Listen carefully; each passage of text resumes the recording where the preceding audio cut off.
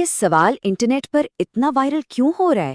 دو مردوں کے درمیان ایک بالکل خاموش شادی، تصویریں دیکھ کر کسی کا بھی حیران ہونا بنتا ہے، اور دنیا بھر میں لوگ واقعی اس عجیب و غریب جشن کے پیچھے چھپی کہانی جاننے کے لیے بے تاب ہیں۔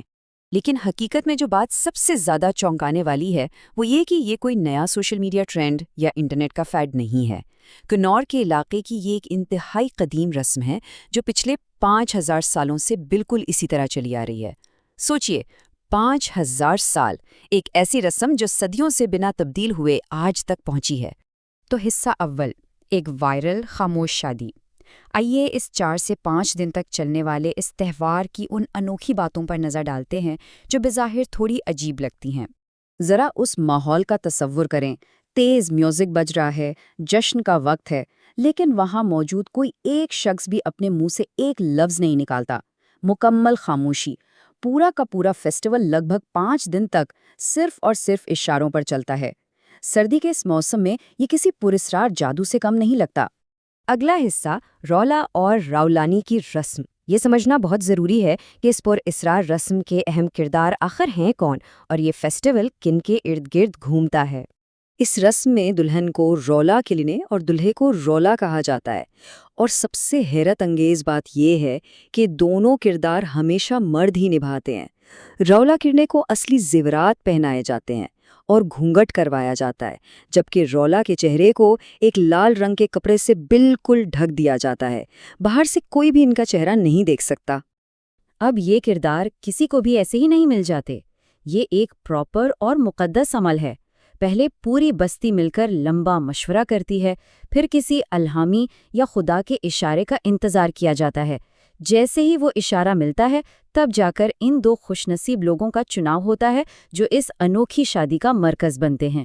تیسرا حصہ، ماسک پہنے جان پتلو۔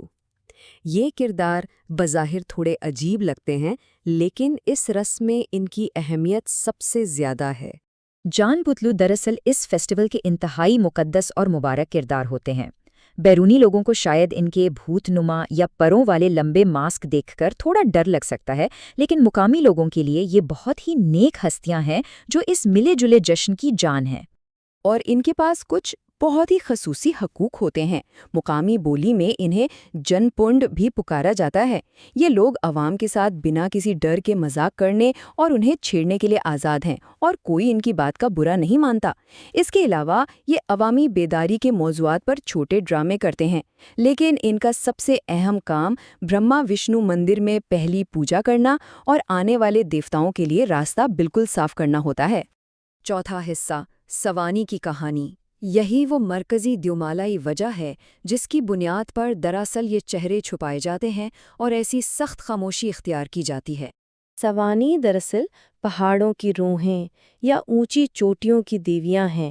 عام دنوں میں یہ ان برفیلے علاقوں میں رہتی ہیں جہاں کوئی انسان نہیں جاتا، لیکن اس فیسٹیول کے ان مخصوص دنوں میں یہ دیویاں وہاں سے اتر کر ان بستیوں اور لوگوں کے گھروں میں مہمان بن کر آتی ہیں۔ اور یہی وجہ ہے اس لال کپڑے اور مکمل خاموشی کی۔ دراصل اگر وہ دولہا بنے مرد بولتے ہیں یا غلطی سے اپنا چہرہ دکھا دیتے ہیں تو اس بات کا سخت خطرہ ہوتا ہے کہ سوانی ان کے عشق میں مبتلا ہو جائیں گی، اور اگر ایسا ہوا تو وہ ان مردوں کو ہمیشہ کے لیے اپنے ساتھ ان ویلان پہاڑوں میں لے جائیں گی۔ تو یہ خاموشی دراصل ان کی جان بچانے کا ایک صدیوں پرانا طریقہ ہے۔ لیکن ٹھہریے، ان روحوں سے صرف ڈرا نہیں جاتا، یہ دراصل محافظ بھی ہیں۔ مقامی لوگ اس بات پر گہرا یقین رکھتے ہیں کہ اگر شدید سردی میں کوئی بچہ دیودار کے درخت کے نیچے اکیلا سو جائے تو ایک سوانی ضرور آ کر اس کی حفاظت کرے گی اور اسے کمبل اڑا دے گی۔ یعنی ان دیویوں نے سردی کے مشکل ترین مہینوں میں بستی کی پوری حفاظت کی ہوتی ہے۔ آخری حصہ، قدرت کی نعمتوں کی عبادت۔ دیومالائی کہانیوں سے نکل کر اب ذرا کلپا علاقے کی ماحولیاتی حقیقت پر نظر ڈالتے ہیں کہ یہ تہوار دراصل کس بارے میں ہے۔ اس فیسٹیول کی ٹائمنگ پوری طرح سے قدرت طے کرتی ہے۔ سردی کے موسم میں پورا علاقہ بھاری برف سے ڈھک جاتا ہے اور زندگی بالکل رک سی جاتی ہے۔ پھر مارچ اور اپریل کے درمیان جب موسم بدلتا ہے اور پہاڑوں کی برف پگھلنے لگتی ہے، ٹھیک تب یہ فیسٹیول منایا جاتا ہے۔ یہ دراصل بستی والوں کا شکریہ ادا کرنے کا ایک طریقہ ہے کہ انہوں نے اس جان لیوا سردی کا سفل سامنا کر لیا۔ اس تہوار میں جن مقدس عناصر کی پوجا ہوتی ہے وہ بھی دیکھنے والے ہیں۔ پہاڑ، ارد گرد کی قدرت، یہاں تک کہ موسیقی کے آلات۔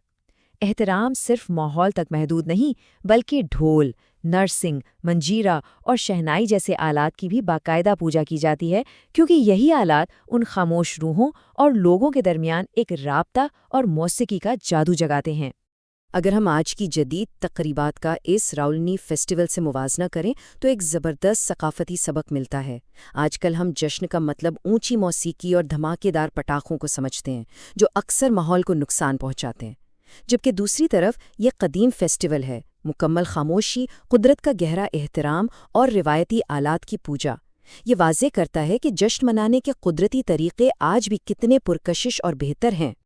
تو یہاں ایک سوال نیچرلی ذہن میں اٹھتا ہے، اس بڑھتی ہوئی شور و غول والی دنیا میں ایسی قدیم اور خاموش روایتیں ہمیں اس قدرت اور حقیقی شکر گزاری کے بارے میں کتنا کچھ سکھا سکتی ہیں؟